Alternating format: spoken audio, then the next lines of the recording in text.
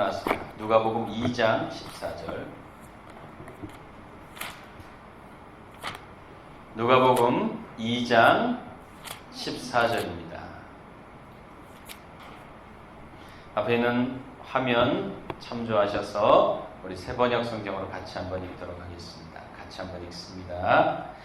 더없이 높은 곳에서는 하나님께 영광이요, 땅에서는 주님께서 좋아하시는 사람들에게 평화로다. 아멘. 그렇죠? 우리 말씀 제목 우리 한번 같이 읽도록 합니다. 같이 읽습니다. 오늘 나에게 오시는 예수님은 어떤 분인가? 오늘 나에게 오시는 예수님은 어떤 분인가?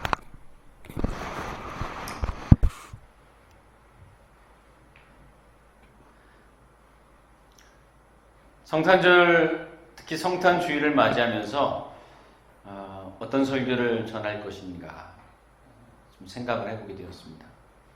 그러면서 설교를 준비하고 있는데 바깥에 CCTV에 웬 노인 한 분이 걸어가시다가 교회 앞쪽으로 쭉 가다 갑자기 방향을 이렇게 바꾸더니 교회 그 십자가 앞에 있는, 십자가 밑에 있는 벤치에 하더니 이렇게 앉아서 한참을 좀 쉬다가 가시더라고요.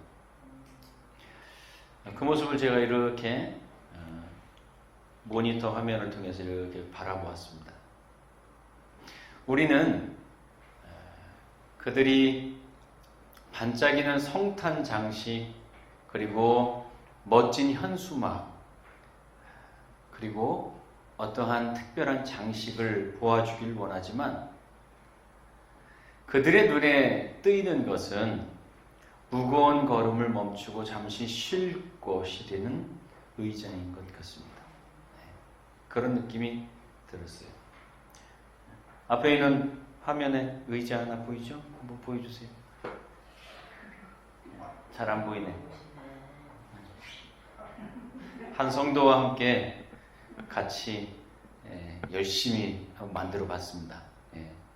수고 많이 했죠.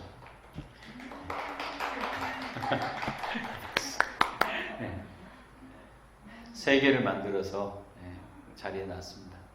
너무 감사하고 몸도 마음도 무거웠을 텐데 하지만 교회를 위해서 수고해 준 손길 고맙게 생각합니다. 그리고 저는 몸살에 걸려서 그것 때문에 몸살에 걸린 게 아니라 계속 일정이 좀 많았습니다. 지방에 임원으로 계속 돼 있기 때문에 어쩔 수 없이 계속 쫓아다닐 수밖에 없어서 너무 무리를 해가지고 어제 몸살 때문에 거의 반 죽다 살았습니다. 그 의자가 누군가에게 잠시 쉴 쉼터가 되어 주었으면 하는 마음으로 놓았는데 정말로 누군가 잠시 쉬어가는 자리가 되어서 참 기뻤습니다. 그러면서 베들레헴 시골 마구간에서 태어난 예수는 어떻게 그렇게 많은 사람들 눈에 띄일 수 있었을까? 그런 생각이 다시 들었습니다. 그것은 쉴 곳 없는 수많은 인생에게 그분이 쉼을 주었기 때문이라는 생각이 들었습니다. 바로 저 의자 하나처럼. 수고하고 무거운 짐진 자들아 다 내게로 오라, 내가 너희를 쉬게 하리라. 그렇게 말씀하셨죠. 오늘 성탄주일, 우리는 살면서 이 날을 40번, 50번, 70번, 80번 맞이했습니다. 그렇죠? 수없이 맞이한 그 성탄주일을 오늘 새롭게 맞이하면서 그런 생각이 들었습니다. 나에게 성탄절은 어떤 날일까? 나에게 예수님이 오셨다는 것은 어떤 뜻이 있는 걸까? 갑자기 그 생각이 또 들었습니다. 저는 질문을 자꾸 던집니다. 설교를 준비할 때마다. 나에게 예수는 어떤 분인가? 여러분에게도 동일합니다. 여러분에게 예수는 어떤 분인가? 그 질문으로 오늘 성탄주의를 한번 맞이해 보시기를 바랍니다. 그래서 사복음서의 예수의 탄생 이야기를 좀 살펴봐야 되겠다 하는 생각이 들었습니다. 먼저 마태복음의 예수님의 탄생 이야기는 첫째 의로운 요셉의 이야기입니다. 요셉이 약혼을 했는데 어이구 세상에 약혼녀가 임신을 했대요. 이 무슨 청천벽력입니까? 예. 그때 당시에 결혼도 하지 않은 여인이 임신을 하면 돌로 쳐서 죽였습니다. 예. 원시시대 아닙니까? 그러니까 돌로 때려 죽였단 말이죠. 그래서 그런 소문나지 않도록 조용히 끊고자 했다. 그렇게 되어 있습니다. 그러면서 요셉은 의로운 사람이다. 그리고 그 다음에 또 다른 이야기가 있죠. 어쨌든 우여곡절 그때 예수님이 태어나게 됐습니다. 그런데 손님들이 찾아와요. 동방박사 이야기죠. 그렇죠? 황금유향 모략을 가지고 별을 따라서 이 동방박사가 왔는데 어디로 갔느냐?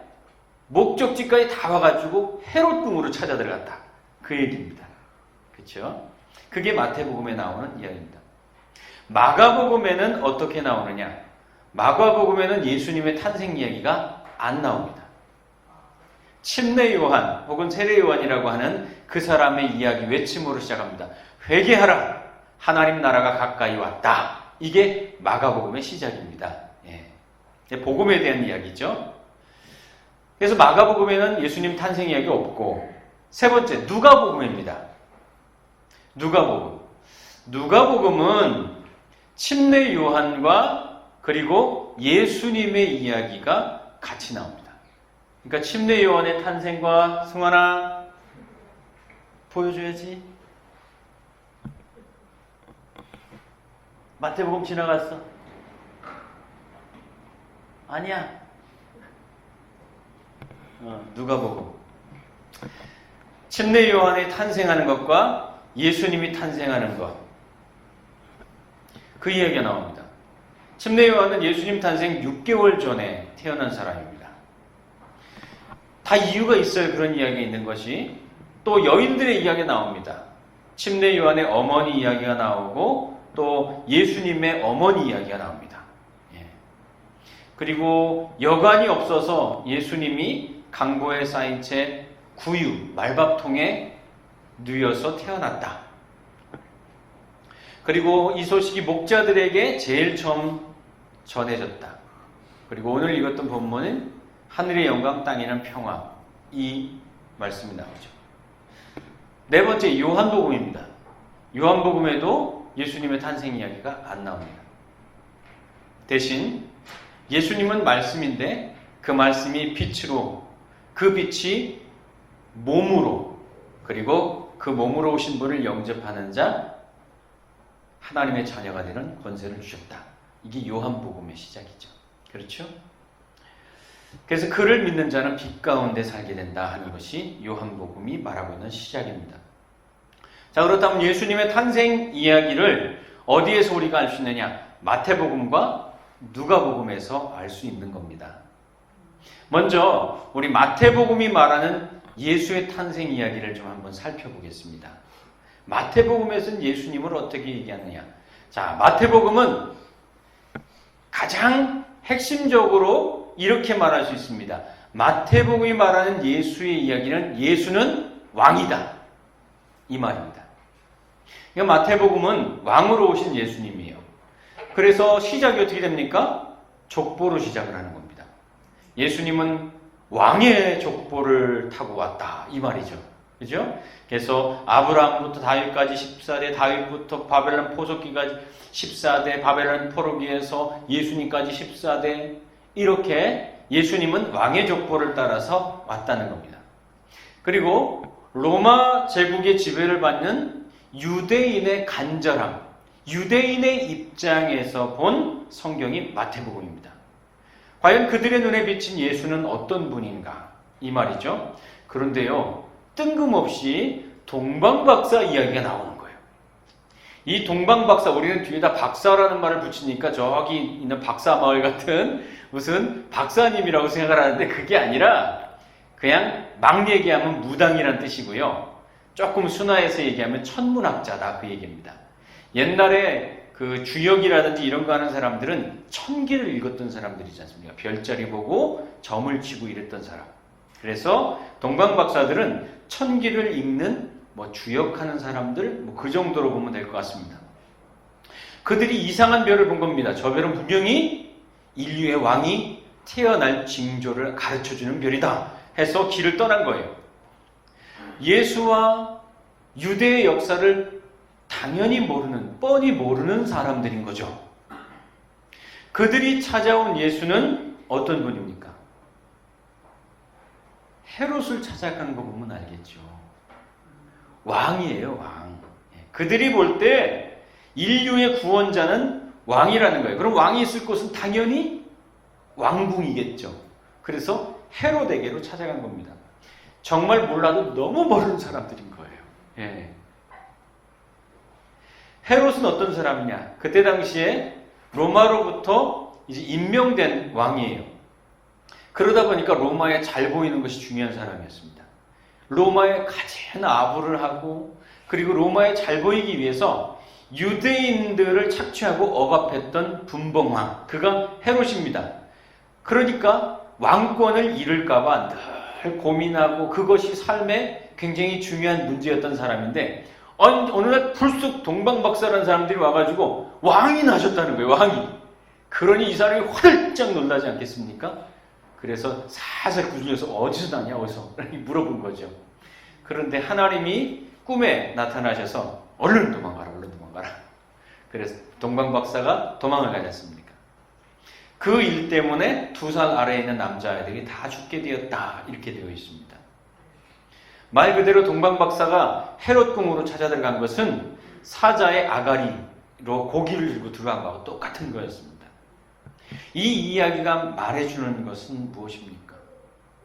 헤롯 왕, 동방박사가 당연하게 찾아갔던 왕궁, 세상에 왕이 있는 그 왕궁, 그곳에 살고 있는 세상의 왕은 살리는 자가 아니라 죽이는 자라는 겁니다. 예. 그들은 살리는 자로 있는 것이 아니라 죽이는 자로 있었던 왕이었다 이 말이죠. 두 번째, 동방박사에 더불어서 이제 예수님의 아버지 이야기가 나옵니다. 요셉에 대한 이야기. 근데 요셉에 대한 설명이 의로운 요셉이다. 그렇게 되어 있습니다. 의로운 자다. 왜 의롭느냐? 그가 했던 첫 번째 일이 뭔가 하면요. 마리아를 위해 조용히 혼인한 사실을 파혼하기로 결정했다는 겁니다. 그래야지 그 여인이 죽지 않으니까. 아, 착한 사람 아닙니까? 여러분, 우리 같으면 아니 어떻게 이럴 수가 있어? 아, 결혼하기로 했는데 임신을 했다는 거예요. 이게 말이 되겠습니까? 예, 가만 안 있죠. 그런데 조용히 덮어주려고 했던 거죠. 그러니까 예수님은 의로운 자의 가문에서 태어났다는 겁니다. 예수가 태어날 요셉이 아버지로서 했던 첫 번째 일이 무엇입니까? 마리아를 살리려고 했던 일입니다. 헤롯 왕은 죽이는 자였죠. 그런데 예수님의 아버지가 될 요셉, 의로운 자라고 했던 요셉은 첫 번째 성경에 등장하며 했던 일이 살리려고 했던 일이라 이 말이죠. 요셉은 다윗의 가문에서 태어난 사람입니다. 아브라함부터 다윗, 다윗부터 바벨론 포로기, 바벨론 포로기부터 예수까지 14대, 14대, 14대. 그래서 그는 다윗 왕가의 혈통을 따라서 살리는 왕으로 오신다는 이야기입니다. 살리는 왕으로 오신다. 마태복음이 말하는 예수의 이야기는 죽이는 세상에 살리는 자로 오시는 분, 그분이 예수라는 겁니다. 두 번째, 그럼 누가복음이 말하는 예수 이야기는 뭘까요? 누가복음이 말하는 예수의 탄생 이야기. 자, 침례 요한의 탄생 이야기부터 시작이 됩니다. 그의 이야기가 먼저 나와요. 그 다음에 6개월 후에 예수님의 탄생 이야기가 또 기록이 됩니다. 그러니까 예수님보다 6개월 먼저 잉태된 사람이 침례 요한이라 그 말이에요. 근데 그 침례 요한의 혹은 세례 요한의 사명이 뭡니까? 오실 자의 길을 예비하는 겁니다. 그러니까 준비하는 자가 침례 요한이라 이 말이죠. 준비된 사람. 예수님은 준비된 분입니다. 누가복음은 먼저 그들의 어머니와 지금 여인들을 주목합니다. 누가복음을 읽어보면은 이 탄생의 이야기에서 그 어머니들의 이야기가 나옵니다. 침례 요한의 어머니 엘리사벳은 그 남편이 천사가 찾아와가지고 너 이제 임신해서 아이를 낳을 것이다 뭐 이렇게 막 얘기하는데 이게 의심하니까요 천사가 너 이제부터 말 못해서 벙어리 돼버렸습니다. 네, 벙어리가 돼버렸어요. 그 가운데 침례 요한의 어머니 엘리사벳 그의 이야기가 계속해서 기록됩니다. 그리고 예수님의 어머니 마리아 얘기가 나오죠. 그 마리아가 여종에게 주의 뜻대로 되리이다 하면서 그들을 믿음으로 받아들이는 얘기가 또 나오죠. 그리고 또 안나라는 여인의 이야기 나옵니다. 이 여인은 남편과 한 7년 살다가 갑자기 남편이 어떤 이유로 죽었어요.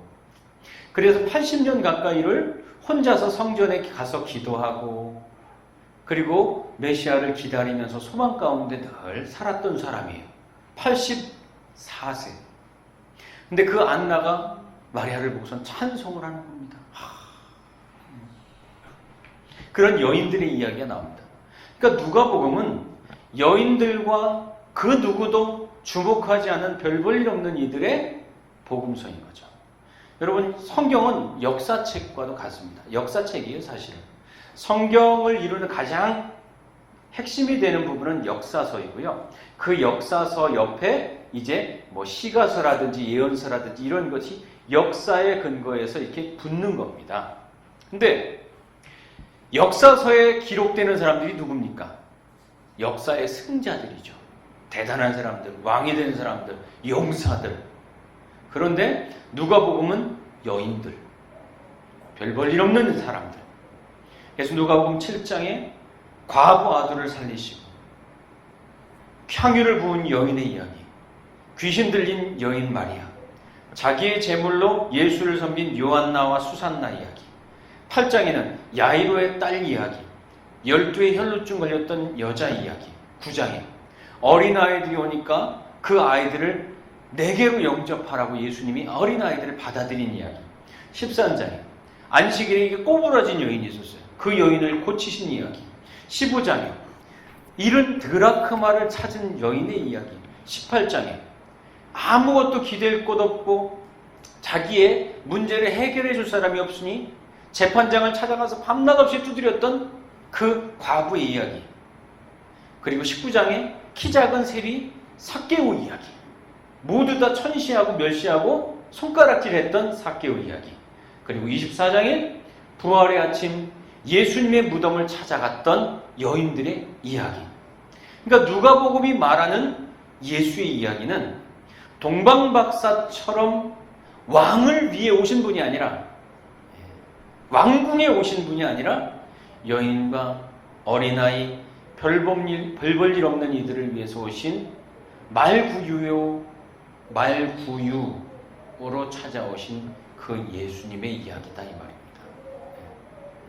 그렇다면 오늘 나에게 오신 예수님은 어떤 분일까? 마태복음이 말하고 있는 예수님의 이야기, 누가복음이 말하고 있는 예수님의 이야기도 보았습니다. 그렇다면 오늘 나에게 오시는 예수님의 이야기는 어떤 이야기일까? 오늘 예수님이 성탄주일이라고 해서 오심을 기억하는데 나에게 오신 예수님은 도대체 어떤 예수님인가? 생각해 보았습니다. 첫째, 예수님은 죽이는 세상에 살리는 분으로 오셨습니다. 죽이는 세상에 살리는 분으로 오셨다. 제가 금요일 날 저희 침례교 임시총회가 있어서 대전회를 다녀왔습니다. 모교회를 다녀왔습니다. 거기에서 여러 가지 총무선출도 하고 하는데 대의원들 오라고 해가지고 어쩔 수 없이 갔었습니다. 근데 거기에는 선배님들도 있고 친구 목사들도 있고 후배들도 있고 하지 않습니까? 그래서 반갑게 인사를 하는데 친구 목사를 하나 이렇게 만나게 되었습니다. 근데 어우, 너무 멋있어진 거예요. 그 친구가 옛날에 같이 그 양수리 수양관이나 이런 데 부흥회하면 같이 테이프 굽고 그 테이프로 아벨 만들어 붙이고 뭐 그런 일 했던 같은 전도사였는데, 지금은 엄청 큰 교회 목사님이 되셔가지고, 예. 옷이 양복 이렇게 목도리 이렇게 딱 이렇게 가지고 했는데 너무 멋있어진 거예요. 예. 그래서 또 옆에 또 부교육자들이 있는데요. 보조하는 부교육자들이 또 옆에 또 각 잡고 딱 서가지고 서 있는데, 또 이야기를 하는데, 어디에 뭐 강사로 이제 가게 되었다, 요번에 주강사로 되었다, 뭐 이런 이야기들을 하면서 아이 뭐 이러면서 또 하는데, 그 모습을 보면서 그런 생각이 들었어요. 그 친구는 그때나 지금이나 똑같다, 달라지지 않았다 그러지만 이미 달라졌다는 것을 금방 느끼겠는 거예요. 제가 존댓말을 보냈다니까요. 네. 그 이야기를 쓴 게 오늘 목회 일기입니다. 물론 그렇다고 해서 제가 내가 뭐 초라하고 불쌍하고 그랬다는 심파주의 얘기를 하는 게 아니고요. 그 친구가 여전히 친구죠. 좋은 친구입니다. 예, 욕하는 것도 아니고요. 근데 너무 멋있어져가지고, 그리고 깨달은 것이, 선망의 대상이 되면 나도 모르게 안 보이는 유리벽이 생기는 거구나. 나하고 비슷한 레벨의 비슷한 사람들만 찾아오든지, 아니면 나보다 저 사람보다 못하다고 느끼는 사람들이 보면서 대리만족하는 사람이 되는 거구나. 그런 생각이 들었습니다. 살 일은 예수를 보이는 게 아니라 예수보다 더 멋진 내 모습을 보이는 사람이 되겠구나. 그런 생각이 들었습니다. 제가 가까이 찾아오는데 자꾸 이렇게 몸이 뒤로 이렇게 밀려가더라고요. 장풍이 나오는 것처럼. 제가 몇 번 이야기했지만 우리 집 고양이는 예수를 믿지 않는다라는 책을 몇 번 소개했습니다. 예. 그 책에 이런 말이 있습니다. 전도하지 마라. 네가 사는 것이 전도이다. 그런 말이 있었습니다. 근데 이 말을 보면서 그럼 전도 안 해도 되는구나 하고선 약간 면피하는 것처럼 받아들일 수도 있지만, 이 말씀이 그렇게 느껴졌습니다. 나는 어떤 예수를 보여주며 살고 있는가. 그러면서 또 이렇게 느껴졌습니다. 아니, 나는 예수를 보여주기는 하고 있나.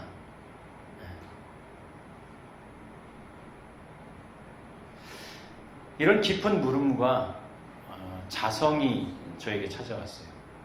어쩌면 엉망진창으로 발버둥 치고 있는 내 모습만 보여주며 살지 않는가.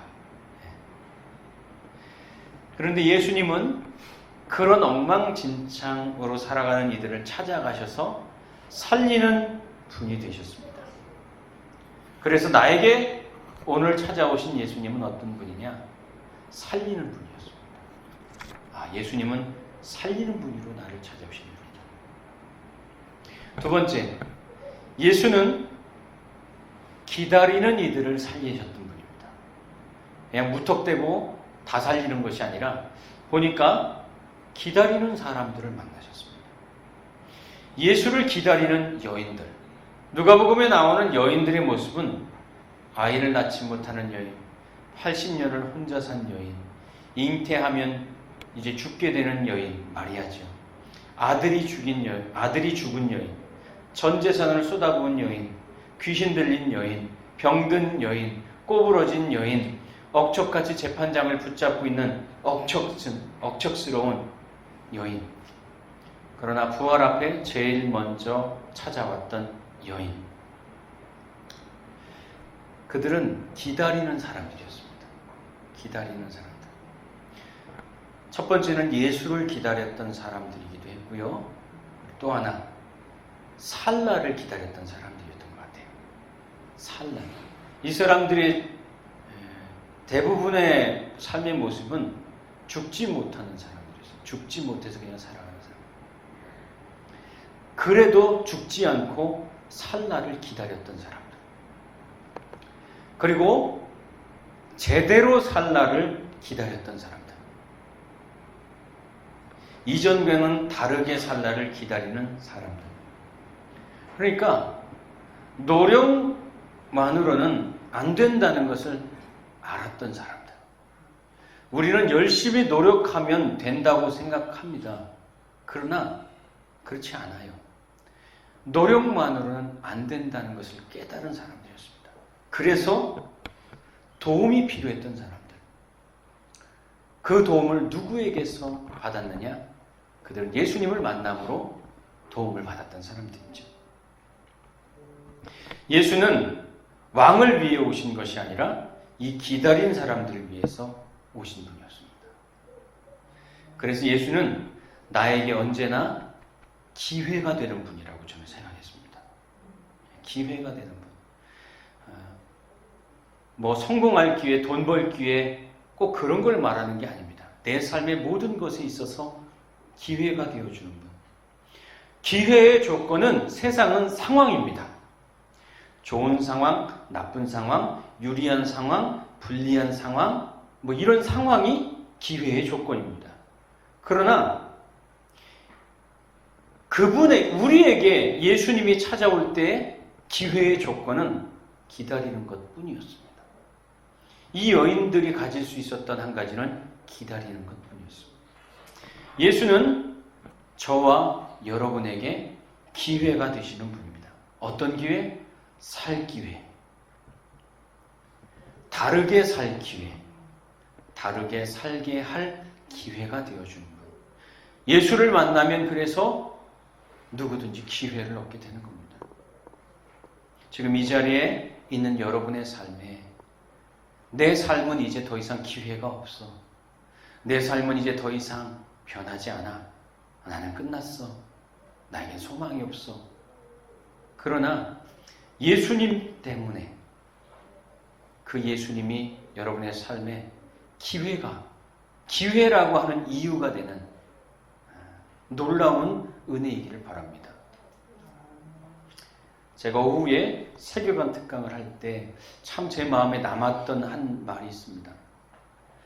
하나님이란 존재는 어떤 분인가? 하나님이란 존재는 이 세상에 무엇이 존재한다는 것의 이유가 되는 분이다. 그렇게 써놨더라고요. 여러분 생각해 보시죠. 이 세상에 이런 것이 어떤 것이 존재한다는 것.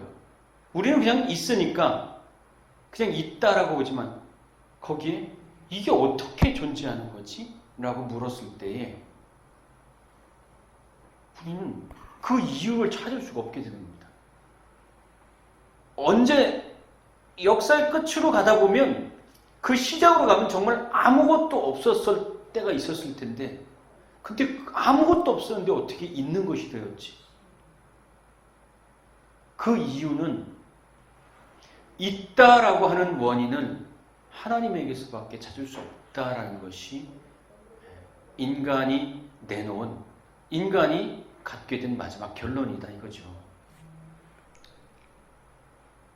예수님은 나에게 언제나 그래서 기회이신 분입니다. 기회의 조건은 상황이 아닙니다. 그분을 기다리는 것입니다. 오늘 여인들은 그렇게 기다렸던 사람들입니다. 오늘도 예수님은 여전히 죽을 것 같은 하루하루를 사는 누군가에게 쉼을 주는 의자처럼 살리는 분으로 오시고, 오늘도 예수님은 아직도 끝나지 않았다라는 소망이 되어서 찾아오시는 분. 예수라는 이름이 우리에게 기회, 나에게도 기회가 있다라고 하는 고백이 되는 그분으로 여러분에게 만나지길 바랍니다. 이 성탄주일 아침에 여러분을 찾아오신 예수님도 살리는 분, 기회를 주는 분으로 만나지기를 소망합니다. 기도하겠습니다.